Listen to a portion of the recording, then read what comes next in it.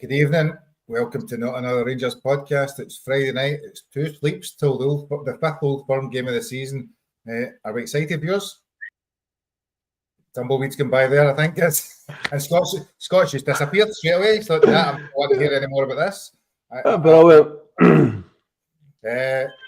Good to see you. My Scott, cat, are you okay, Scott? Are you freezing? Are you internet? I'm freezing. Aye. Freezing, right. I will talk to Ricky while you fiddle about with your buttons.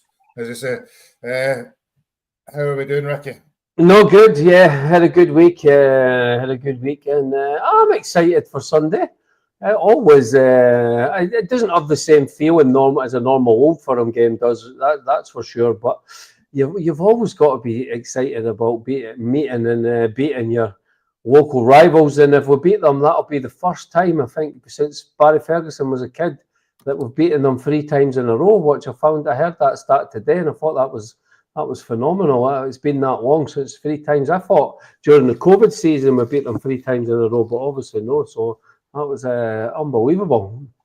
Aye, so I put a stat snipers, but that stat seen it in the press conference as There well. it is. The first time in 30 years, almost 30 years it'll be that we beat them consecutively after winning Sunday, which kind of sums up this season, isn't it? Do you know, it kind of sums up the craziness of the season that we've in the bigger games we've performed, and the other games have been all over the shop. Scott, are you back all right? Can you hear us fine? You freezing? I can hear you. My internet's not working here for some reason, and the computer just conked it as soon as you pressed the live button. But I'm back so far, so I don't know how long I'll stay here, but I'm back. Just hope it doesn't conk out in the next 60 minutes. But no, I can't agree with you. He's beating Celtic 3 times in the season. It's good if you win something, but see if you don't win anything, it's pointless. I'd rather beat St Motherwell, Aberdeen 3 times in the season because you get the same amount of points, but you might be closer to Celtic. No point in beating Celtic 3 times and you can't beat St Mirren 3 times. I mean, but that's just this team, isn't it? It's this squad of players.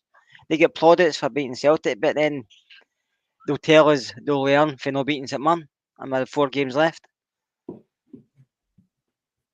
I suppose, do you think it lays down a marker for next season? I think you hear that all the time when you actually go into the last Old Firm game of the season. Michael Beale, when they didn't win 3-0 a couple of years ago, and every other time it tells them when we go into next season where they're a force to be reckoned. Do you think this one means anything, or there's going to be so much change it's irrelevant?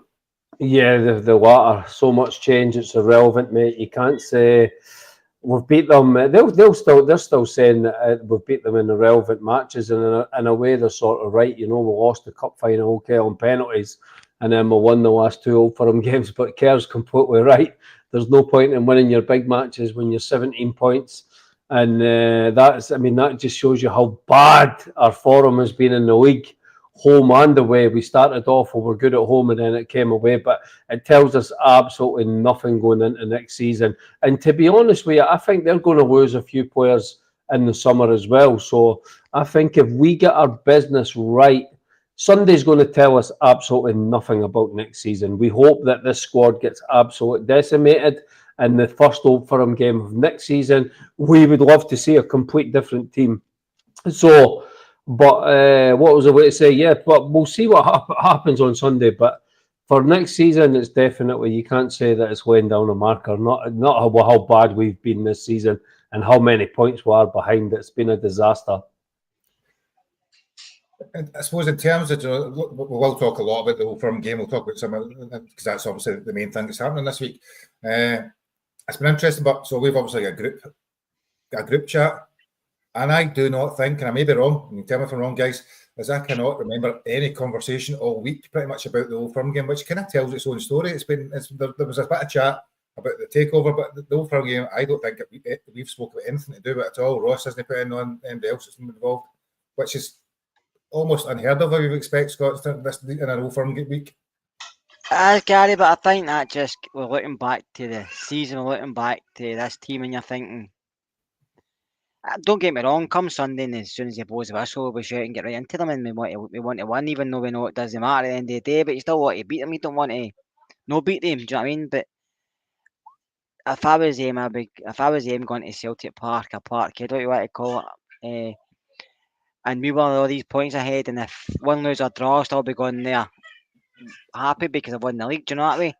So it just shows you how bad the season's been when I know Firm games coming up, or the Glasgow Derby, as you like to call it. That's how much interest they've got, and we can't get up for it just because this squad of players have made us feel like that. It's not even as much.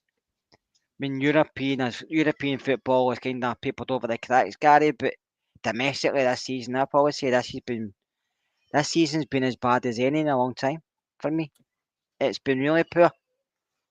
Has it not been what, Matt? I'm trying to think. I can't remember off the top of my head, but if you look to the points, I'm sure we've lost something like, I don't know, 34, 35 points against other teams over the course of the season. The reason we're 17 points behind is because we've lost so many games. I think we've some that drew 6 or 7 and lost 6 or 7 against everybody else other than Celtic.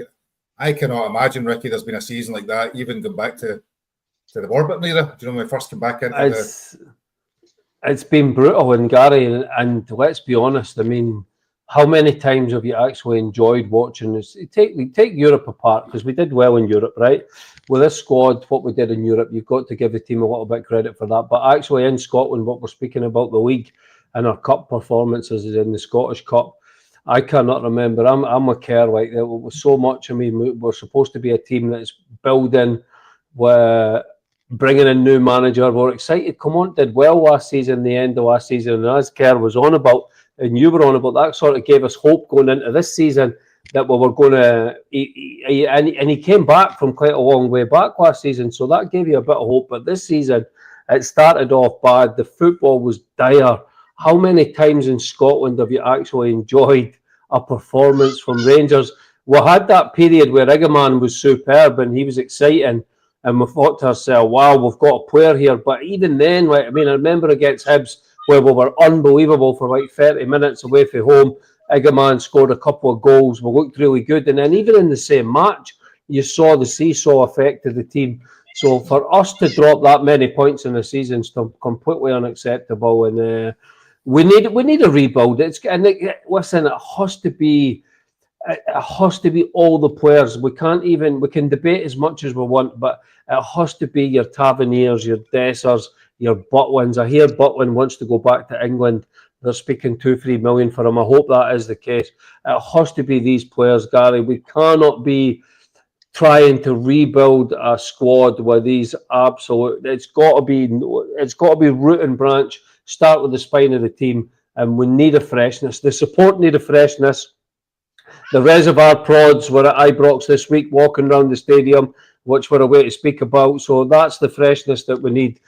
We deserve some good news. The fans are the only thing that have been unbelievable for Rangers for the last 10 years. Apart from that, everything else has been a disaster. So we deserve some good news. I'm just going to ask a slightly controversial question. Right? We talk about freshness a lot, and people are here in every single podcast, this team, that. So what are we saying? That there's literally one player that's been in that squad for the last 3. Every one of them's less than 2 to 3 years old. There, isn't it? It's not. I mean, we've not got people that have been there for long term. Generally speaking, it's just the quality. Is it the quality? Is it the coaching? Is it the stuff? It's not. Do you know what I mean? I often hear this team that does this to us, but most of them are new. Yeah, but most of them are injured all the time, Gary. I mean, most of them are injured all the time. Most of them are not good enough, and then the old players have stayed here too long. So it feels like it's your captain is setting your example. So it feels like some of your Butlins and everything that's been here. I know what you're saying. They've only been here 2-3 seasons, but your players like Sterling are injured all the time. Yilmaz is injured all the time. We speak about these players all the time. They're not available.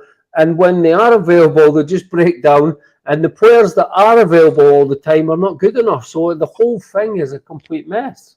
Yeah, no, it's always interesting. It's an easy catch-all. I think sometimes, isn't it? This whole everybody's been there too long. We need to be aware. It's potentially quality and so forth. You know, I just seen somebody there. I'm just going to pick up on that and Gaston Virgil came back randomly against in the Glasgow Cup final. Is it the Glasgow Cup final? Was which we won in penalties. He scored a goal. Yes, it's good to see him. I kind of found it a bit strange that a guy we took on loan for the season, it was out for 9 months, is back playing, and with the last couple of games to go, it seems slightly irrelevant. That would be harsh. It does, and it took his goal really well, didn't he? But I don't know if he'll be here next season or Gary. Don't know what's written in these clauses we've took out, but just like to say, there's Walter back. He's looking good at this moment in time, but he just takes every day as it comes, don't you, son?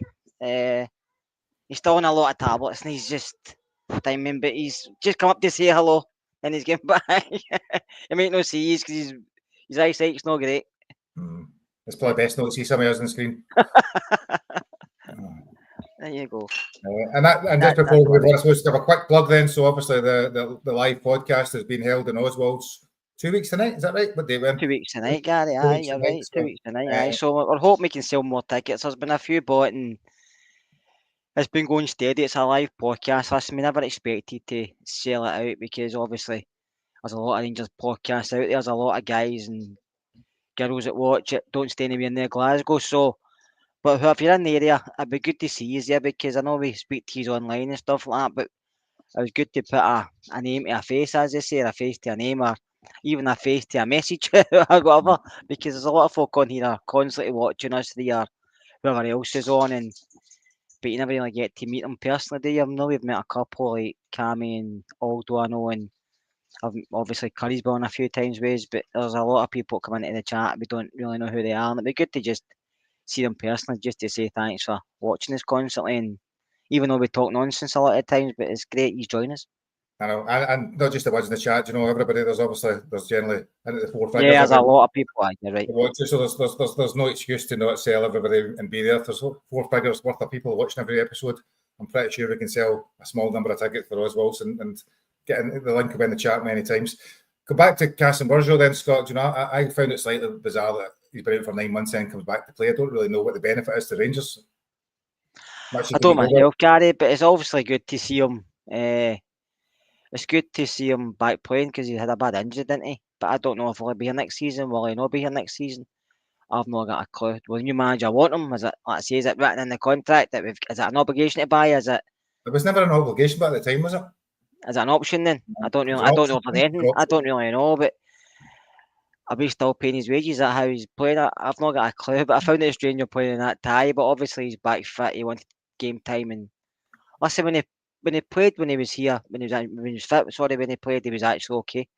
He looked decent. He looked like he needed more game under him belt to see what he could actually do. But for what I seen, he seemed what I seen I liked. And if he'd have stayed fit, who knows? Maybe they'd have replaced Jeff or Yilmaz, who went through spells, not been playing well at all. So I think it might have been a loss, but some say the policy we've got an auction around just under 2 million. Listen, if your manager wants that, I'd be happy with that because I think Yilmaz will probably go because I think you can't really trust him in a lot of the games. He's very inconsistent. He's injury prone, and I think you can still get money back.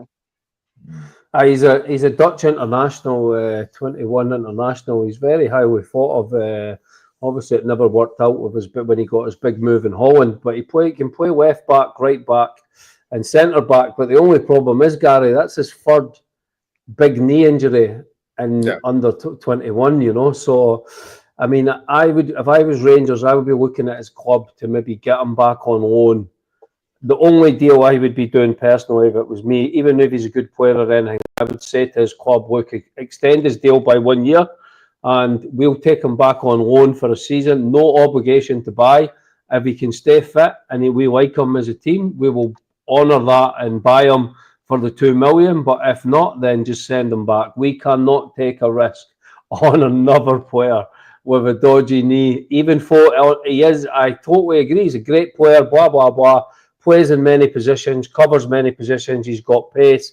He's very young, but he's got this ongoing knee situation, his third serious knee injury. So if Rangers, we've done it with Cortez and look at the mess we're in with that. So we'll have to be, I think we will be smart. I think Farewell is going to be a lot more brutal in his decision making. I don't think he would be making these daft decisions and buying players or getting stuck in obligation to buy for players that we know that you're paying 2 million for us is a lot of money for a guy that's going to be injured for the next 2 seasons, and then we're stuck with a guy. So it is going to be interesting to see what we do with him over the summer. Yeah. Stick with you, Ricky. Before we go into all the Rangers chat, we'll talk Europe because there's obviously been a lot of European games this week. Some of them probably more interest to us than others. Some of them more interest to Scott, certainly, than others. I'm starting with the one against Bilbao against Man United. Now I've seen one replay of this when I was in the pub right? So yesterday, so I literally just glanced at it, but I see there was a penalty and denying a goal scoring opportunity and a red card. Was it clear and obvious? Oh, it was incredible. It was way softer than the Dessers one. It probably was a penalty, and as I said to you, the rule the rule is that he deliberately pulled the guy back, and so it's a red card. But how they could give that one for Man United and didn't give us the Dessers one is incredible. Because the Dessers one, even Carroll said, I mean, listen, fair play to Man United. I saw people going on about we wanted Bilbao to win. So, but for me, there were a bunch of ambulance chasers. I'm glad they got absolutely pumped 3-0 by Man United. So get them out. And I thought, I don't think we've beat much better teams than them, by the way, over the last couple of seasons, for sure. But well done to Man United. But the referee, how it just shows you we are a small team in Europe. We do not get the big decisions like your Manchester Uniteds do. And I'm not saying that we're a small team compared to Man United, but there is definitely this weird, because VAR was in operation. And the second penalty as well with the handball, that's always a penalty against Rangers and always a penalty in Europe. So why would we should have 2 penalties in the one game? But to be honest, sometimes, Gary, it's just know your night, and Rangers had rode their luck. So maybe it was just, for us, that was just our luck had run out for the last couple of seasons, and they got lucky on the night and managed to get through. They were probably the better team over the both legs, but the referee, it was unbelievable just to see it, and it had to happen, you know. I have to say, I mean, it was a penalty. I think it was very, very similar to Dessers. Both were a pull, like Paul said. It was the same guy had done it, but the only thing is Dessers get his shirt ripped because that's Castore quality, no Adidas quality. Under quality. But no, I mean, if it's a different referee, he gives a penalty. That referee we had was awful. I mean, he was banned in his own country, wasn't he, for a while for corruption. So I agree with Ricky. I don't think Bilbao was as good as everybody made him out to be. I don't, in my head, it beat them quite easily, and I thought, you know, they had 10 men, but even with 11 men, I thought my would have beat them anyway. I don't think, for some reason, even the commentators going about how great an atmosphere it is and how this team, but I know they're sitting 4th in La Liga, but La Liga's a bit like a lot of countries. They've got 1 or 2 teams who are usually fighting for the title, and the rest are kind of fighting amongst themselves. I know they've got a good defensive record, but and I have to say that one of the Williams brothers, did he not come out in the morning of the game and say they want this amount of money to stay, and it's a fortune. Was that Nico Williams? Is that the main one? I think so. He's asking for a lot of money to stay, and if he doesn't get it, he's going elsewhere. So it's not great for your club to hear that, and even a semi-final, is it? But listen, after what it did to us, and after the way the fans treated us, and then fighting in the streets, and all wearing the Celtic tops and all that different stuff in the stands and all that, I was happy Man United beat them. Even if Man United won, putting them out with somebody else, I was happy whoever beat them, because it's not a club I really like, to be honest with you. So, but it just shows you when you've got a good ref with a backbone, these things happen, because they were throwing themselves about the park throughout that game and all, trying to get Man United players booked their penalties. Their fans were moaning like anything, but they never really get any decisions, and they make a lot of bad tackles like they did against us. But like I said earlier, the referee was strong, and he wasn't scared to make these choices. Whereas the referee we had, I don't know if he was corrupt or if he was just awful, or he just didn't make decisions against a bigger team, I'm not saying a bigger team, but a club for a bigger country. Do you know what I mean? Because in another game, the Dessers a penalty. In another game, that's a penalty. I don't care what anybody says, that's a penalty in another game. But obviously, I'm not going to go back over it. But I was happy to get beat. Gary put it that way, and I think it'll be a Man United and Bodo Glimt final. So and what are you going to do if Spurs beat Man United in the final, man? Surely, if Spurs beat you in the final, that's Man United over as a football club. You just close the doors, forget about this circus tent you're away to build in Manchester. Spurs will get the final, Ricky.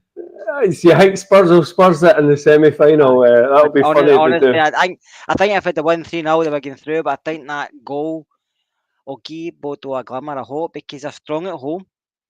Do you not think it's good, but the 2 wee teams in the English Premier League are going to be in a final? It's quite good to see the 2 kind of bottom of the table kind of teams. I just showed you, but I mean, Spurs United could finish like 4th, 5th bottom of the mental, man. Premier League and they The get in Champions League. Champions League. Do you know what I mean? Six teams, and 6 teams from England in the Champions League. It's becoming a farce, man. Man United are a bit like Rangers, but they're poor domestically. But they're still undefeated in European football. But in the Premier League, they can't buy a win. So see, I'm going to ask a completely bizarre question, right? And it was also popped in my head earlier on, Scott, and obviously you're a Rangers Man United fan. So you're Bruno Fernandes, you're a captain of a failing team that fails every year on year, and you don't get criticised, whereas your counterpart in Scotland gets battered for the team failing. I always wondered, why is it? I kind of don't agree with that. I think Bruno Fernandes gets hundreds of criticised. Just listening to Roy Keane. Maybe not for the fans, but the ex-players criticise him constantly. Roy Keane, for some reason, detests him. I don't understand why.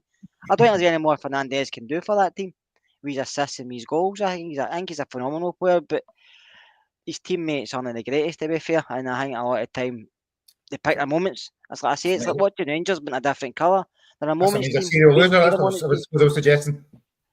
It's like I know you're just trying to get Tavernier debate going here, but no, I was just thinking of Managerial result. I was just across my mind. I thought he is a serial loser as well, but he doesn't quite get the criticism. Ricky, he won quite a few things at Sporting Lisbon, right enough before they came, I suppose. In terms of the other big game at Barcelona, before we move on, I do need to talk about that 17-year-old Lamine Yamal. Amazing. What a player. I would love if he was in Rangers Academy so we could loan him out to Hamilton Academicals on a plastic pitch. But 17, mate, absolutely phenomenal. I think some of the comparisons with Messi, I think people need to calm down a little bit because like Messi and Ronaldo's been there and done it and got the t-shirt. Both of them are still going into their late 30s. Ronaldo's almost 40. He's probably going to play till he's 42. And this kid is sensational. But I think there's the one where the keeper actually saved it, where he hit the crossbar, where he beat the guy on the touchline and then whipped it, and the keeper I saw another angle where the keeper tipped it onto the barman. His goal was like a throwback to like Archie Gemmill, like the way he was like jinked in and then just smashed it. When it goes in like that, right off the post with the spin as well, makes it look 10 times better. He's a complete PlayStation.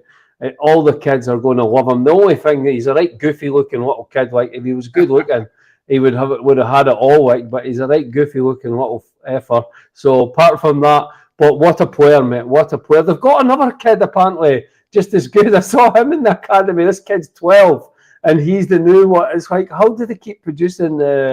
Honestly, how do we get Ross McCausland because he can play a drum, and they get Yamal, 17-year-old absolute genius? How can we not scout players like that and get them in Scotland? Because they're so fun to watch. They might not even get to the final because Inter Milan could. I think 100%. San Siro. But that guy's done amazing. He's a good manager. That hand. I still hope PSG win it because I think watching the game. Me too. Many games, I think they've been the best side consistently. Yeah, they signed that young Kaife Benfica. Final. It would be the most exciting final. You'd think. No, it would be good. Sometimes these things you build them up, and then they just cancel each other out, don't they? But Kerr, it was good. It was good. Just last thing, it was good to watch some exciting matches again because we've been watching still rubbish for weeks and weeks. I mean, I don't even watch, but I watch games now, and you're back on your phone after 15 minutes. Unless it's even if sometimes when it's Rangers, you just automatically it's so bored. I don't watch a lot of the English Premier League. I watch the Championship of League One, and I've been watching a lot of Birmingham City this season just because, like I say, I've been to a few of the games in the past, and my daughter stays down there. And right. We've got a few players on loan there. And, I mean, they got 108 points this season. That's phenomenal. I know it's League One, but it's still a phenomenal thing to do. You know what I mean? I don't know. By all accounts, they're quite interested in Dowell and Davis, so hopefully they keep them. Because I think both of them could do a job. I think both of them could do a job for them in the Championship. Well, they both played and performed the Championship for years. You know, it's where they sit. I'm just seeing another comment. I was going to ask this later on. I'm going to ask it now. So from Scott, Fabio Silva is having a good season in Spain. He spent 6 months with us. Was very poor. He's now been touted around. I can't remember, was it Italy and places like that for 21 million? Atletico Madrid, 25 million apparently. So I suppose Ricky Jenkins a lot of these times, because this isn't the first time, it's a right player, wrong club, and this takes you back to that whole argument about sometimes you get good players but just don't fit in Scotland. Wrong league, man. He's very small, very slight. It's quite weird. You see that guy at Dundee United, Dalby, comes in from Wrexham and is superb, and then you get a guy last season who's ripping it up in Spain, who played for us, and he was diving most of the time. I don't think the fans were quite brutal, and I don't think he could handle the criticism as well. He was quite touchy. The fans were on his back, and he's probably reading on social media saying he was passionate, he was this and he was that. So I think he found it quite tough playing for Rangers with a tough support and everything like that. And to be honest, it doesn't bother me. I don't see players like Silva and Tillman and like Cherny would love to keep, but if these guys don't stay at Rangers and they move on and they do well elsewhere, I don't get that upset about it, to be honest with you, because we move on as a football club, they move on as players. And for me, he was rubbish when he was at Rangers. I mean, we never seen this player that we're seeing in Spain. But like Kev said earlier, it's just a complete different league. You're playing, we speak about it all the time, you're playing in the sunshine. You're playing in your home country where everyone speaks the language. Of course, you put all that stuff into the mixer. Of course, it's going to make it easier for these guys to settle. Look at the guy from Man United. He scored an absolute screamer last night for Betis. Anthony. He was absolutely rubbish in England, but you put him over in Spain with the sunshine and the stadiums, and some players are just completely better suited to some leagues than some. And that's the difficult thing about bringing in players for Rangers, like with Coppin and stuff like that, because it's very difficult. Our league is unique and it goes through different months. The pitches are completely different, and you're playing on plastic pitches. You go to Livingston, you're playing on an old junkie's carpet with black pellets pounding everywhere. Man, it's complete. The league is completely unique, so it's very difficult to find the right blend and the right characteristics for a player to suit playing for Rangers. And I think that's what we've struggled with.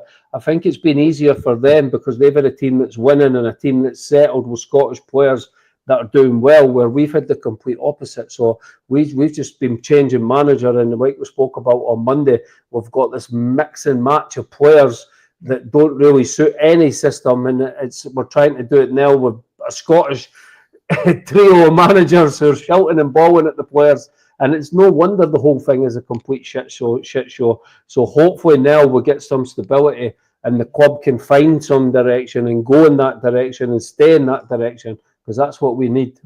Yeah. I'll stick with that question, Scott, just because I think it is relevant. When you get lots of good players, and there's always that argument with bad recruitment, but often it's been good players, wrong league, good players, wrong time, good players, wrong tactics, wrong manager, a lot of other things that go with it, which probably ties in partly with Paul's question, which talks a lot about signing a Scottish core in some way. So it's probably linked to both areas. Do you focus on signing a Scottish core? How do we make sure recruitment gets right this year? Because at the end of the day, there's very few I would have argued who've signed that actually are decent players. Maybe Yilmaz, Matondo, a few of them, but most of them are decent technically. Well, Matondo's coming back, isn't he? So He's back. It was supposed to be, but I don't think. I think we'll loan him out again. I was sending him back to somewhere, but sometimes it is, Gary. Listen, we sign a lot of players who are quite technically gifted. I mean, Silva's decent. I mean, he came to Portugal, he came to Benfica when he started out, and he done really well over there. He's slight, but he's like other lad that was there. I mean, he ended up at Atletico Madrid and he went to Chelsea on loan, and he struggled as well. But and the young boy, but he's so sometimes. Now Felix. Aye, Felix. He struggled, but he's a good player as well. But he struggled, I think. In these leagues, you get a bit more time on the ball, don't you? When you play against better players, you get a bit more time on the ball. When you're playing up here, like you mentioned, the boy at United, Dalby. I mean, he struggled to get in the Wrexham team, and that was in League One. Yeah, he's coming up here, and he looks really good. And it's like, there's Lewis Moult, he was previous at Motherwell, looked really good. He went back down to England, and I think he went to Burton or something like that. He didn't go like up the leagues, so it just shows you the type of player needs to play domestically. And we've not got many of them. That's how I think we do reasonably well in Europe, because the players in Europe are technically good. So when we play against better players, we look better. But when we go back down to play against, like, and there's no being disrespectful to St Mirren or Motherwell or whatever, but we struggle. United, we struggle because we struggle with the physicality of the game. We struggle with the directness, the way they play. because it's not on the ground. It's high balls or just running at you like proper. He doesn't like people running at him. He doesn't like physicality because he's used to getting time running out, coming out for Dutch football, walking up to half line with the ball and picking a pass. In Scotland, they can't do that. And sometimes we have to look at that. Maybe not concentrate so much on technical ability, maybe concentrate more on the physicality, the height, athleticism. I know that might be no be pretty or sound good, but just for domestically. And then in Europe, might not do as well, but maybe domestically we'll put on a better show. Then when you win the league and you get in the Champions League, you get more money to spend. So maybe it'll take time, but I think that's where we went wrong since probably Gerrard's been here. Signing players who are probably technically better than what we've had, but physicality and athleticism's not there because that's what they struggle with. Ricky, you're going to come in there. No, it's just I like that. What I agree with Paul. I would love to see us start with a group of Scottish players to get that into the squad. One of my best memories as a kid watching Rangers season when we beat Leeds United, and then we were unbelievable in the Champions League. That was all Scottish players. With obviously Mark Hateley, the English striker up front, but we didn't have Gaza and Waldrop at that time. That was before they came in, and that team was like John Brown, Dave McPherson, like that. Like, so we shouldn't be turning our nose up. Ian Ferguson, absolute warrior of a player. Durant, this was the sort of players that were involved in that team.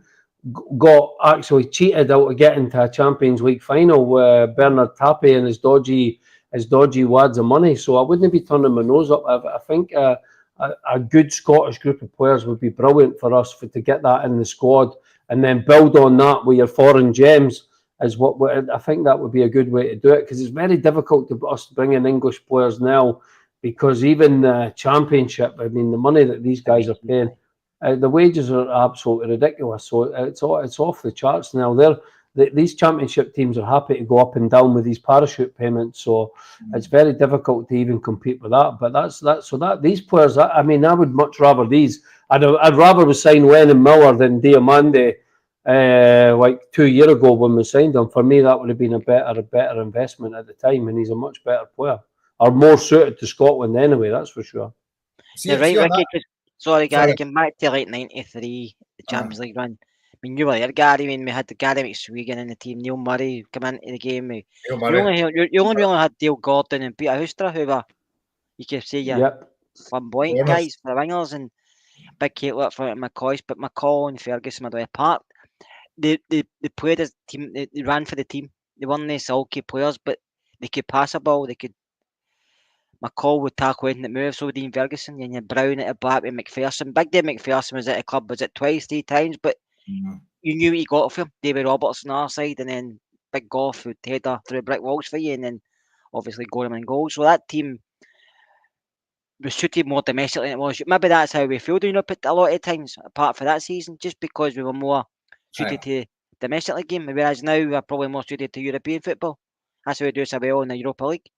But we struggle domestically because we can't cope with, like I said earlier, the directness and just the basic football ability we play against. We struggle playing against guys who you think we should be better on. The players struggle for, and I don't know what it is, if it's a mindset, Gary, or I don't know. But if you're playing against somebody you know you're better on, but then at the end of the day you struggle. Like against St Mirren a week. I mean, St Mirren weren't great. They were very direct. They knew what they were going to do, but we struggled to even deal with that. So see, I'm just thinking as you're talking there, right? So I'll stick with you, Scott. But so when Steven Gerrard was the manager, we're talking about this British core, maybe not even Scottish core, the British core, when he was the manager, I'm trying to think the majority of the team was British. Is that right? I'm trying to think who was there. I mean, there might be the odd one, but most of your, be it Goldson, Tav, McGregor, Arfield, Davis, etc., you know, you had Morelos and a sprinkling of other Kent. You know, most of the majority of them are British players. Do you think that's the way we need to go to some extent? And again, that takes you back to if you've got Coppin, who's your director of recruitment and things like that. So how is the model going to be right? That's a big challenge, isn't it? I'll ask you the same in a minute, Ricky, as well, because I think it's probably... I think, well, obviously, hopefully Coppin might not be here next season. I think Thelwell's going to be taking over, but I think you might look at the British-based players. But the only thing, as Ricky just mentioned, the British-based players, you're having to pay them a premium to come up here. Some of them will say I don't want to play in Scotland, and then you'll say, well, we'll give an extra £5,000 a week to come up here because maybe they're struggling in England or whatever, and they come up, and then you're stuck them and they don't do well enough, or they got homesick, or they don't fancy it. Like, we've had players in the past that's come up here, big Joey Barton, for example. He thought he was a hard man, he came up to Scotland and disappeared, didn't he?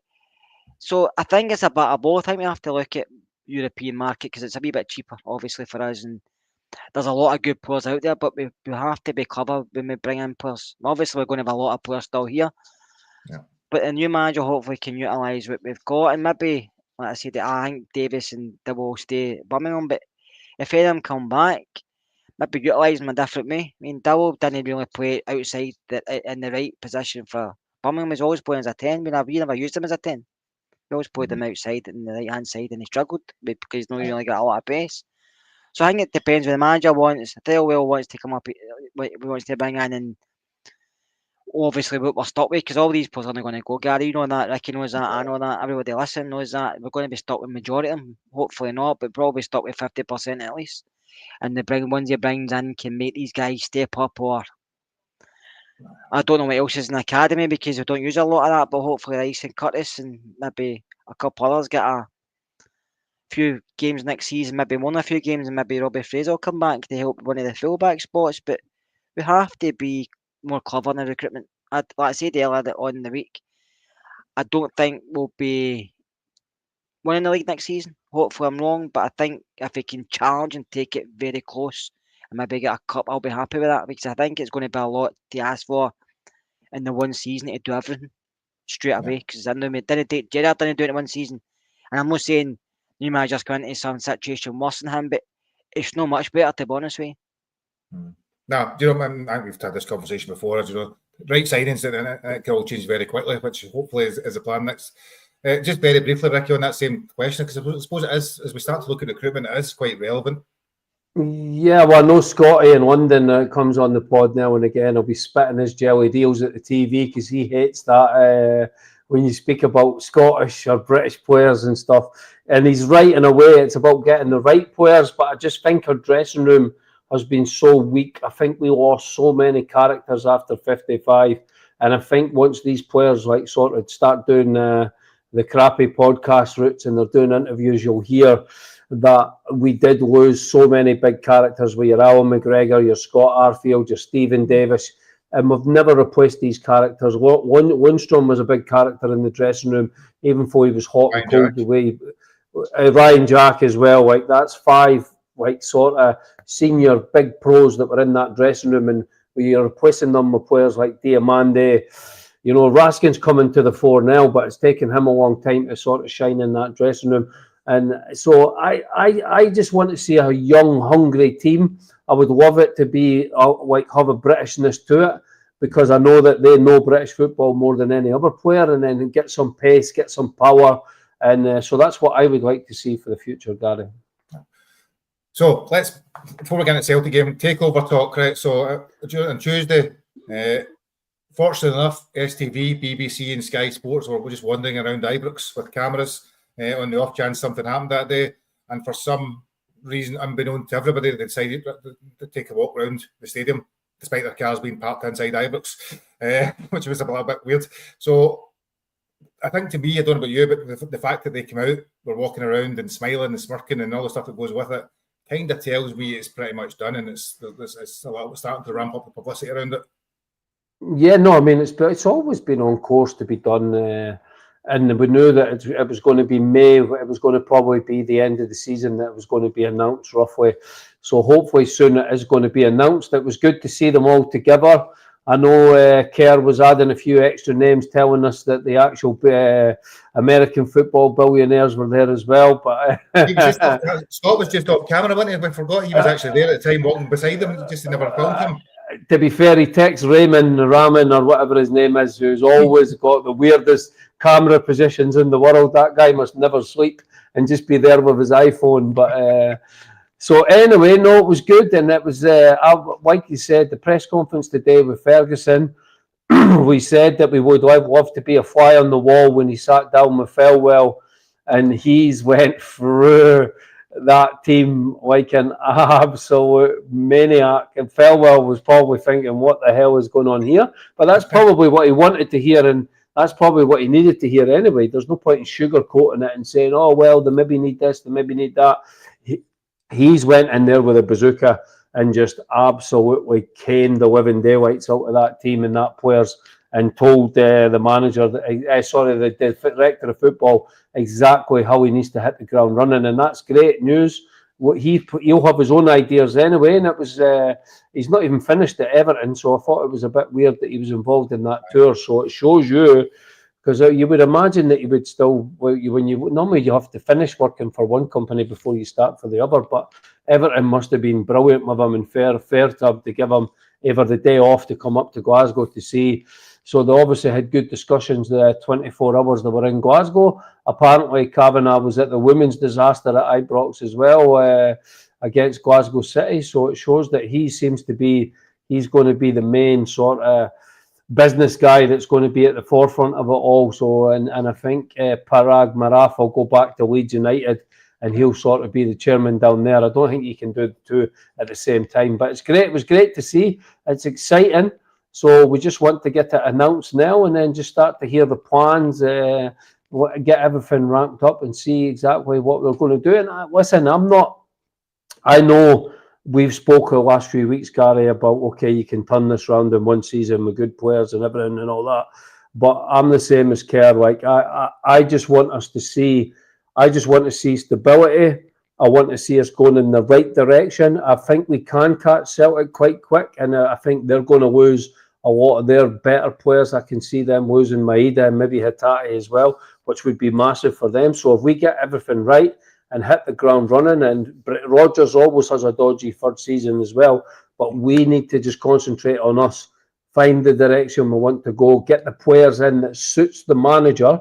If we're telling the manager that this is the style we want the team to be, then give him the players and the tools to be able to do his job, because everything at the club has been so disjointed for the last 3 years, and we need to finally have a good direction to go in and let these guys trust the process and let them rebuild the club, because we need an absolute, it's huge.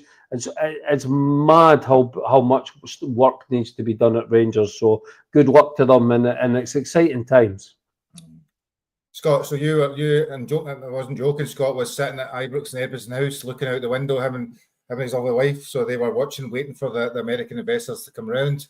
Then followed them, asking for autographs after it. Was that? Didn't even know we were just sitting at Edmonton House and didn't know what was going on. Just turns the cameras about and somebody mentioned something. So didn't see nothing. I think I was here just after us or just before us. Didn't really see a lot, but.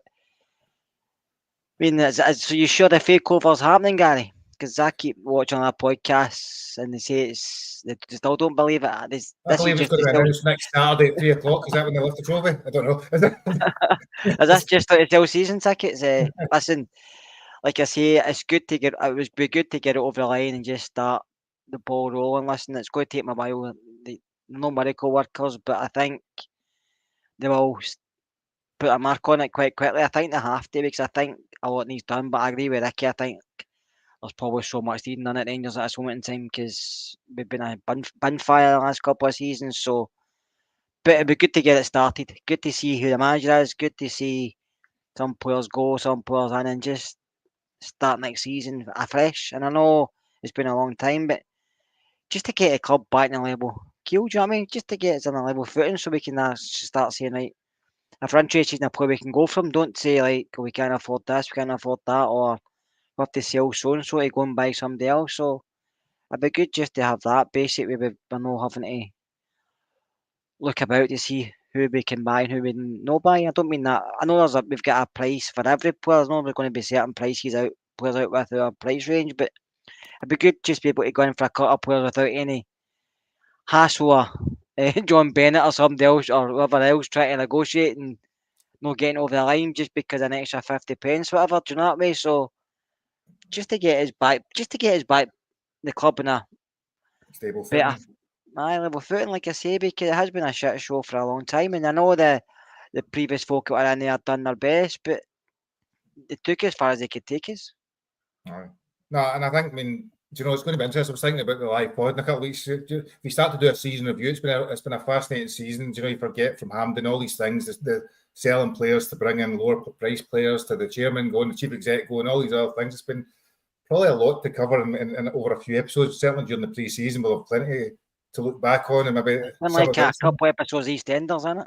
Aye, it could be. It will be a proper ding ding ding at the end of it, won't it? That's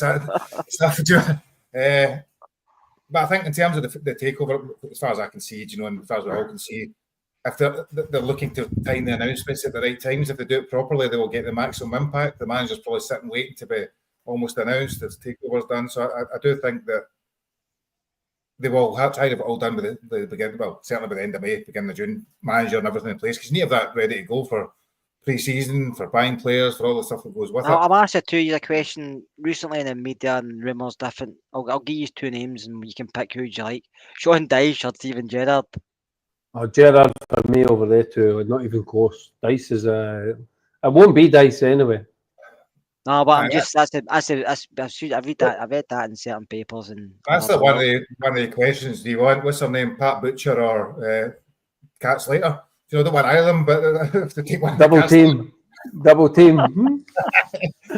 that the names? A bit old-fashioned, though, to it, but I'd rather not have either of them. Well, it was Dyche and Gerrard and Rose, weren't it? They were 3 names we were saying the other day. I mean, yeah, but Dice, Farewell came in and Dice pulled the old Warburton act and didn't like the guy. And Farewell spoke up about him the other day on Talk Sport and stuff. He said he was a really good manager. He worked. Yeah, but he didn't play his players, and they weren't getting results. I mean, I agree with you. When I was listening to Everton podcast, they were all saying that the narrative completely changed when David Moyes came in, because he started playing all of Farewell's players and getting results because he was playing them in the right position. But Dice wasn't playing; he was playing players out of position, and they kept dropping points. And they were worried they were going to get dragged into a relegation. There was a point where Everton were absolutely bricking it that they were going to be playing in their new stadium in the Championship, which would have been the biggest disaster. And Farewell obviously would have took the blame for all that, but it was what's his face, Moyes came in, and I would have loved David Moyes as the Rangers manager. He would have been the one I would have loved. I think he would have been perfect for us. That he would have had the Martin O'Neill effect that he had on them. But anyway, that ship has sailed. But it'll be interesting, Kerr. It'll be exciting. So we'll see. We will see what happens when what goes on in the next few months. I just hope it's a name we've not heard. Do you know, I don't really like some of the names. Well, look at Farewell. Farewell we'd never heard before, and then we're all out on the computer. They'll give it 5 minutes. We're all Farewell experts because we listened to a few pods. I think that's it. Do you know, when Farewell was kind of rumoured in the morning, signed by the afternoon. Exactly, and the manager will be the same. The manager will be the same, 100%. So we managed to avoid talking about Sunday for about 45 minutes, 50 minutes. Mainly because there's not enough a lot to talk about. We don't have enough a lot of players to pick from. We don't have enough a lot of discussions. You know, you didn't see the press conference today, Scott. I didn't say enough a lot. Ricky's can summarise the main points to us now, but I don't think there was anything earth-shattering from it. Usual. It's becoming it was exciting for a few weeks ago, but Ferguson said the players had meetings this week. The players are all excited. We're going to win 4 games to go. We want maximum points from the 4 games. He looked the players in the eyes. They had single meetings. They had separate meetings with the players. They had big meetings with the players. The training was amazing. What a training week. The training week was unbelievable. Players were so good.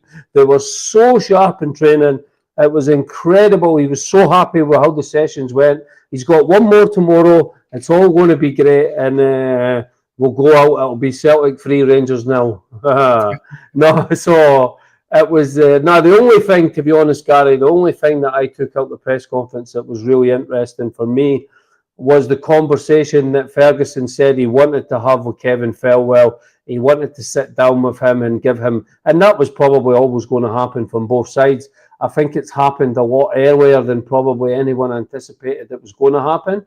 So that's great that they managed to sit down and Ferguson managed to put his point of view over to the team. But it's up to Ferguson on Sunday. He's going to get a lot of slack and a lot of stick, and it'll be deserved. I agree with Kerr. These players have checked out, but for me, it's 2 different stories now. Ferguson's got to help these players. If he goes back to this 5-3-2 pitch, we do not have the players to play that system. And if he tries to play that system on Sunday, Celtic are there to be got at. They've got injuries. The yacht is out. I'll not say what that injury is supposed to be, as I read something on WhatsApp, but we'll get the pod taken down forever if I tell that story. And then there's others. Maeda might be out. Johnston might be out. So there's a good chance we've got a good chance to go at them on Sunday. And I know it doesn't mean anything and all that, Gary, but it's still nice.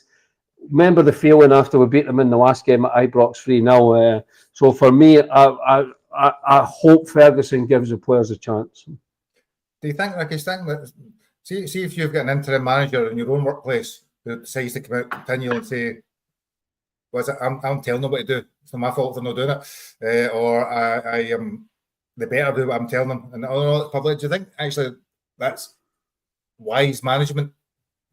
I just think he's really frustrated. He thought that he was going to be able to get his message across. He's brought in Billy Dodds. He's brought in Neil McCann. They're trying things in training. They're trying to get the place bubbly. He's talked about looking players in the eyes and doing this and doing that. And if I would be, I've never been an intern doing like that sort of job. Any job I've did, I've been doing it for real. But it must be really, really difficult. You're right. If the players are not respecting you and they're not doing anything that you're telling you, but again, you've got to help the players as well. And playing stupid formations when you don't have attacking fullbacks, you don't have the players to do the job in midfield, you don't have the striker, you don't have the. And there's so many pieces that are missing for us to be able to play that system. So for me, it's the players is one story, and Ferguson making a mess of it is another story. So we'll have to hope that changes on Sunday. No, I'd agree, and I think the truth's somewhere in the middle. It's never black and white ones at fault, in terms of there's different areas. Scott, so we could have obviously be set for our third win, as I've said, for the first time in 30 years in a row.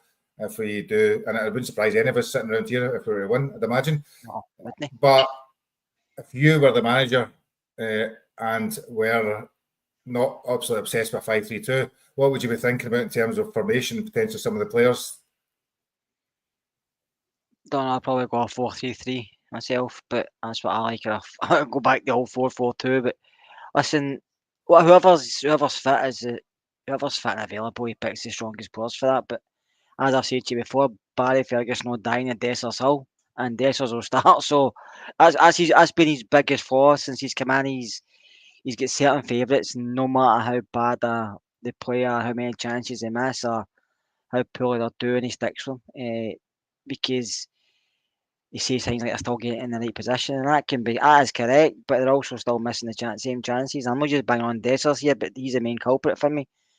But I just think I don't blame Barry Ferguson. I don't give him any blame. I think Barry Ferguson's come in. He was asked to come in. He done a job. But like Alan Shearer get asked by Newcastle, he went in at the end of the season, did a job, and then he's not managed since. Because see me that type of manager, Gary, like Shearer, Ferguson, even go back to Roy Keane, Gerrard, even Lampard.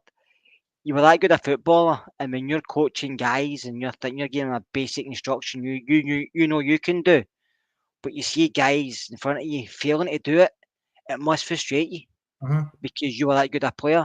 So I think if you look at a lot of successful managers nowadays, like Thomas Frank and guys like that, who didn't have great footballing careers, even Mourinho, who never played the game, they don't look at it that way. They look at it a different way. But when you were a player who were world class or a very, very good footballer, and you're giving your guys a basic instruction, and they can't pass the ball 4 or 5 yards, or throughout a game they're getting lost and failing to do simple stuff, you must really get frustrated. So I think there's a bit of both in it. Yeah, I think you're right. Sometimes when somebody says something that much to you, you turn off.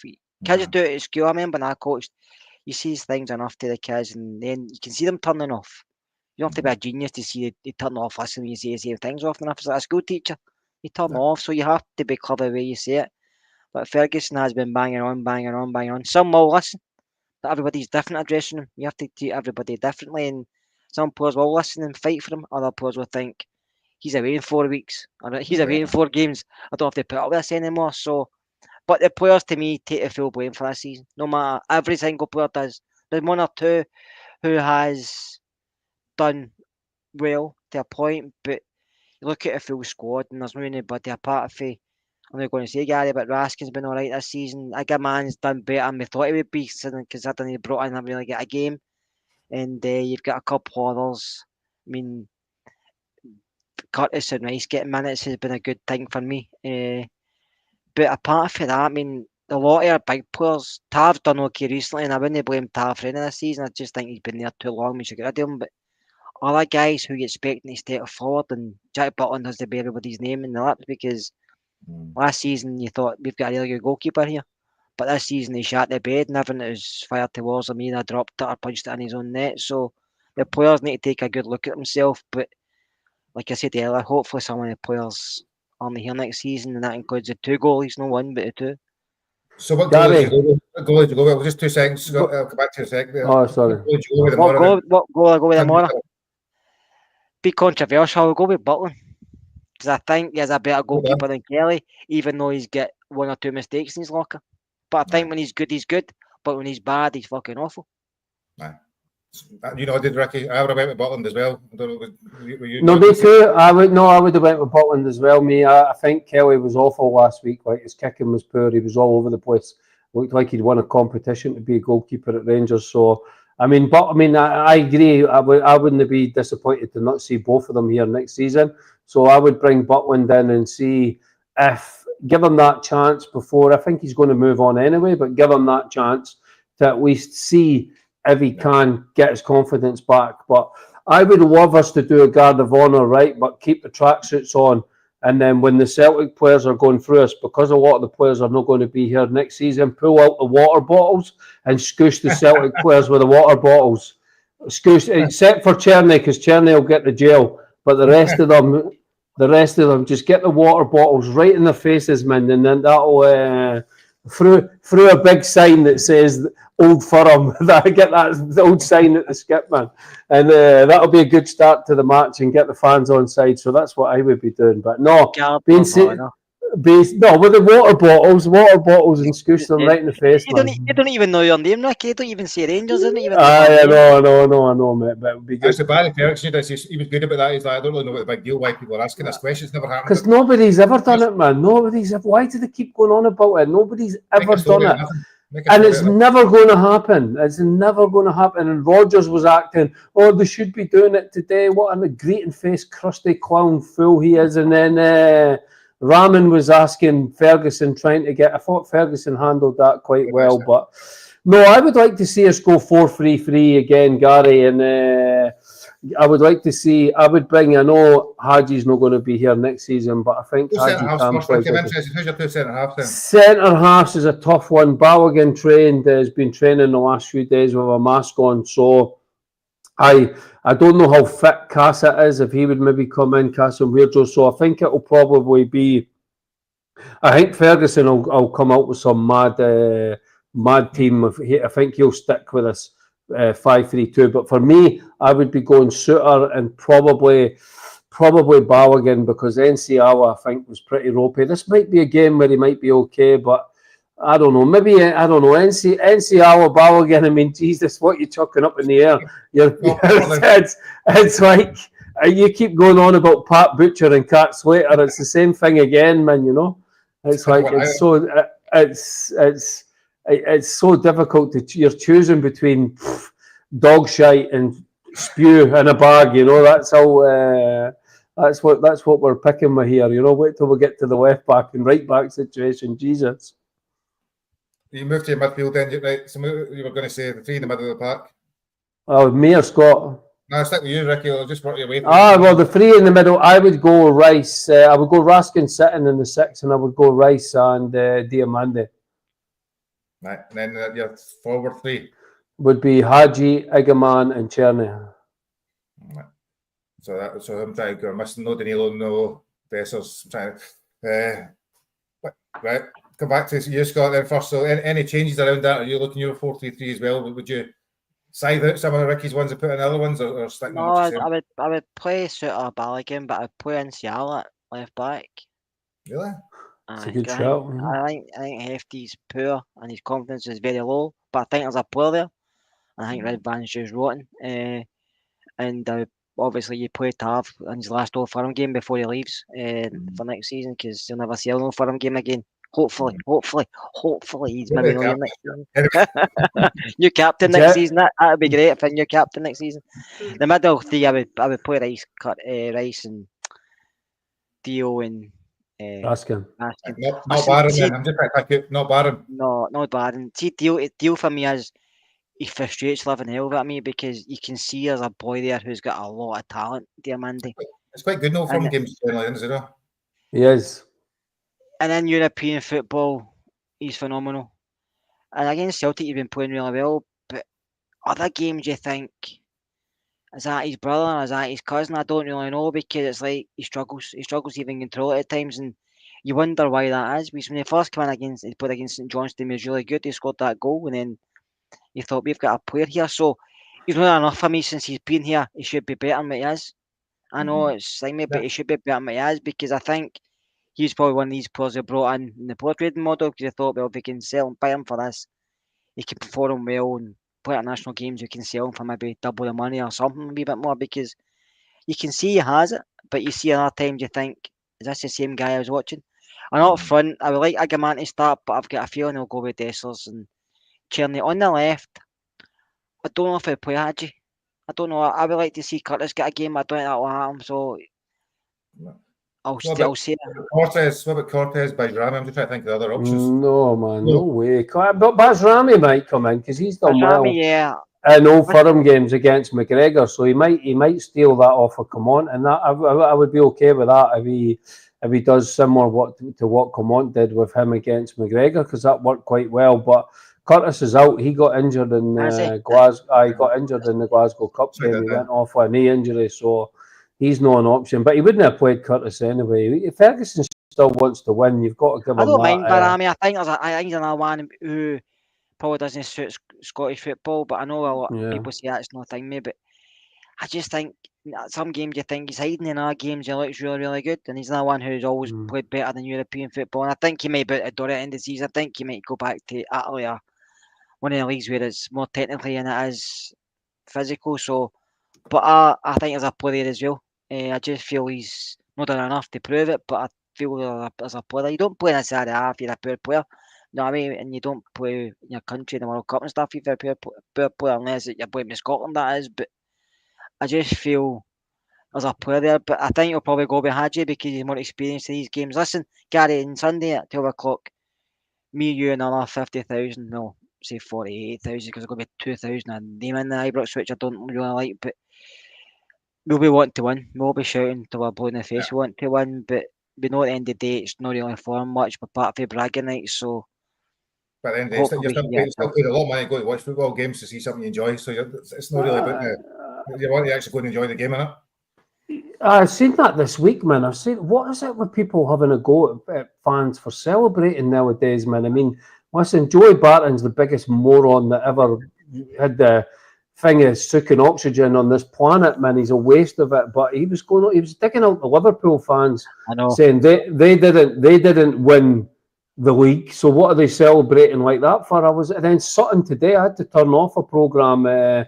He was on a programme with Boyd, and he was slagging Rangers for celebrating when we scored a last-minute winner against Aberdeen. You're thinking to yourself, so football, you're not allowed to celebrate anymore, guys, unless you get permission from Sutton and Joey Barton, the two biggest moron pundits that there is on the...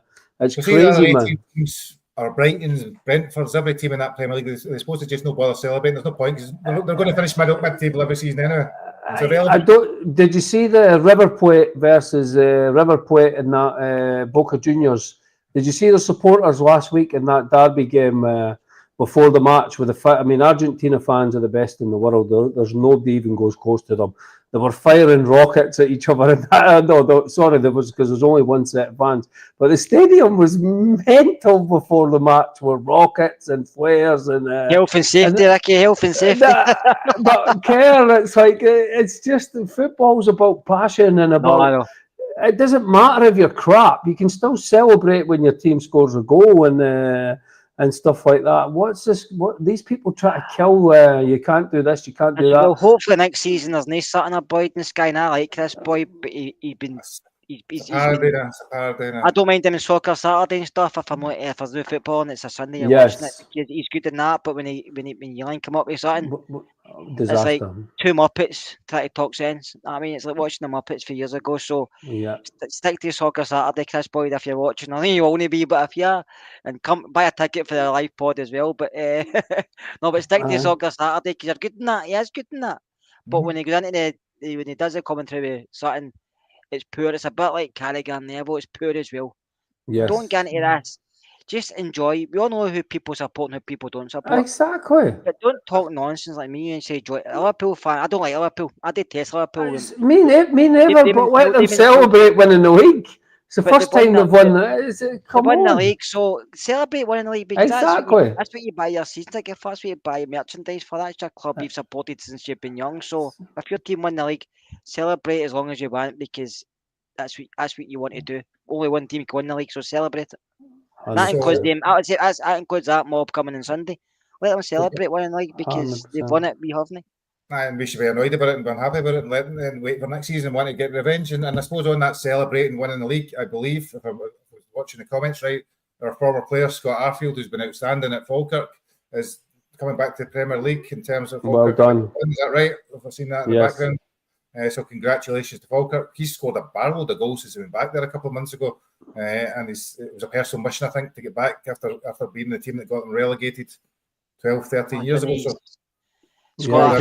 Scott Arfield's just a proper professional, isn't he? He's a class act and everything he does. And you couldn't meet a nicer guy, but he doesn't disrespect anybody. And he's a very good pundit as well. I have to say, I listen to him talk about football and listen to the other two.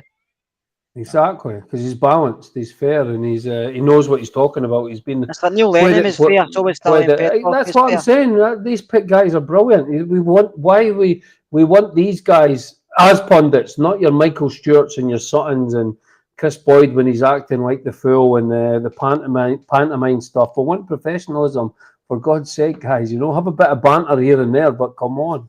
No. Gets like this clickbait. Point to the gallery stuff that Sutton does just drives me insane. TikTok generation, it's all about getting me clicks on TikTok. It is. Ricky Stephen does English football, that's all right. I agree, but it's different. He knows what he's doing. Up here, he's playing an audience. He knows what he's doing. He's as he always says, he's a cheerleader. Aye, it's all playing the part. Anyway, so looking at scorelines then, do you think, Ricky, we will complete the treble?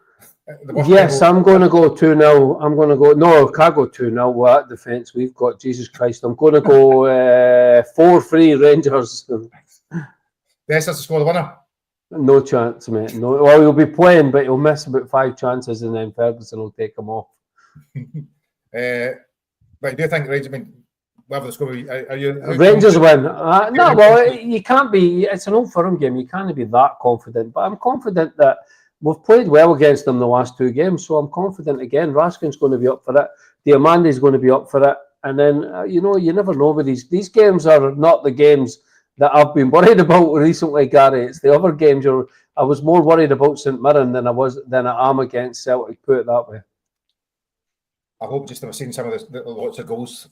Hopefully, Scales is playing again. Just that was one of the worst performances I've seen at Ibrox in the game in January or December, whenever it was. That was abysmal. Scott, what about yourself?